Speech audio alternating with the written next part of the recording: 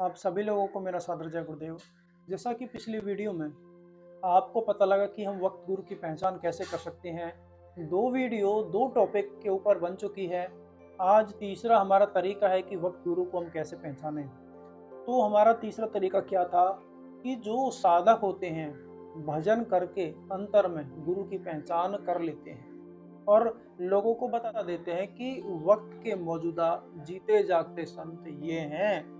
तो यहाँ गुरु महाराज कहते हैं जब कोई जीव समर्थ संत के पास जाता है, उनसे नामदान की दीक्षा लेता है, दीक्षा लेने के बाद में वह भजन करता है, सेवा करता है, सत्संग सुनता है। कहने का मतलब यह है कि गुरु भक्ति करता है तो गुरु की नजर उस पर टिक जाती है, तो गुरु की दया का पात्र वह बन जाता है। जब वह गुरु की दया का पात्र बन जाता है तो गुरु उस पर दया करने लगते हैं, तो उसकी अंतर में रसाई होने लगती है।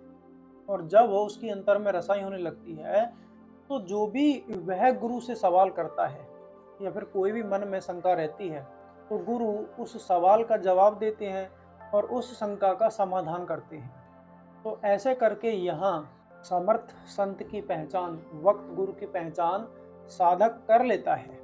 एक बात यहाँ और भी आती है, जब वक्त गुरु का शरीर पूरा हो जाता है, जो साधक होते हैं अगर वो गुरु के वचनों पर अमल करते हैं, गुरु के वचनों पर टिके रहते हैं, धन, स्त्री, मान सम्मान से अगर वो बचे रहते हैं, किसी भी प्रकार की गद्दी के चक्कर में नहीं पड़ता है, तो उसके मन में कोई भी भ्रम पैदा नहीं होता और उस पर गुरु की दया बराबर बनी रहती है। तो जब वह कोई भी भ्रम में पड़ता ही नहीं है तो वह खुद और लोगों को, जो आने वाले नए जीव हैं उनको, सभी को, जो आने वाला वक्त का महात्मा है उसकी तरफ मोड़ देता है गुरु का शरीर पूरा होने के बाद। लेकिन यहाँ दूसरी बात क्या है, कुछ ऐसे जीव होते हैं, कुछ ऐसे लोग होते हैं जिनका निशाना गुरु की सेवा नहीं है, जिनकी नज़र गुरु के मान सम्मान पर टिकी है। गुरु जैसा मान सम्मान हमको मिले, गुरु जैसी सत्ता हमको मिले, गुरु की जमीन जायदाद हमको मिले, जहाँ गुरु रहते हैं वो मंदिर, वो आश्रम हमको मिले, ऐसे लोग खुद तो भ्रमित होते हैं और जो नए जीव होते हैं, पुराने जीव होते हैं, सबको भ्रमित कर देते हैं। तो आपको ऐसे लोगों से बचने की जरूरत है जो लोग खुद तो भ्रम में हैं और लोगों को भी भ्रम में डाल रहे हैं। और जो लोग लोगों को भ्रमित कर रहे हैं वो लोग, कोई तो गुरु जैसी आवाज निकालता है, कोई गुरु जैसी वेशभूषा धारण कर लेता है, कोई गुरु जैसी बातें करता है। खासकर आपको ऐसे लोगों से बचने की जरूरत है जो गुरु की वेशभूषा बना लेता है, गुरु जैसी आवाज निकालता है, जैसा गुरु का बोलने का लहजा होता है उस लहजे में वह बात करता है, जो गुरु का चेहरा मोहरा बनाता है, गुरु की कही हुई बातों को जंजाल बनाकर लोगों के सामने ऐसे पेश करता है जैसे कि मैं ही वक्त गुरु हूँ।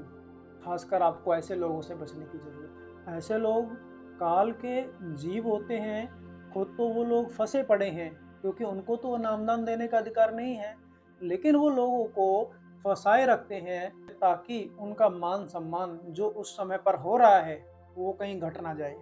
उनको नए जीव से या फिर पुराने जीव से कोई मतलब नहीं है, इनका उद्धार होता है नहीं होता है, इनको मुक्ति मिलनी है फिर नहीं मिलनी है, वो कोई भी मतलब नहीं है। सिर्फ उनको मान सम्मान गद्दी से मतलब है, इज्जत से मतलब है। अगर गुरु से मतलब होता तो वो लोग गुरु के आदेश में लग जाते। इसीलिए यहाँ एक ही रास्ता है, जो गुरु ने नामदान दिया है आप उसका भजन कीजिए। भजन करके अंतर में जो वक्त के महात्मा हैं आप उनके दर्शन कीजिए। दर्शन करने के बाद आपको पता लग जाएगा कि ये वक्त के महात्मा हैं। अगर आपको भजन करते समय जो पुराने गुरु हैं वो आपको दर्शन देते हैं तो आप उनसे पूछ सकते हैं कि वक्त के महात्मा कौन हैं इस समय। और जब आपको वो बता देते हैं तो आप विश्वास कर लो कि ये है वक्त के गुरु इस समय। और जब आपको विश्वास हो जाएगा तो आपका मन संकल्प, विकल्प, तर्क, कुतर्क नहीं करेगा और आप खुद भी भ्रम से बचोगे और लोगों को भी भ्रमित होने से बचाओगे। तो यहाँ दूध का दूध और पानी का पानी हो जाएगा। फिर चाहे कोई गुरु जैसी बात करता है, गुरु जैसा चेहरा मोहरा बनाता है, या फिर गुरु जैसी आवाज़ निकालता है, चाहे कोई कुछ भी करता है, फिर आपको कहीं भी फंसने की ज़रूरत नहीं है। तो इस वीडियो के माध्यम से आपको पता चला कि जो तीसरा तरीका है, उसके द्वारा हम असली गुरु की, वक्त गुरु की पहचान कैसे कर सकते हैं। अगर आपका कोई भी सवाल है, आप मुझसे बेझिझक होकर पूछ सकते हैं। अगर कोई सुझाव है, वो भी आप मुझे बता सकते हैं। तो मिलते हैं अगली वीडियो में। जय गुरुदेव।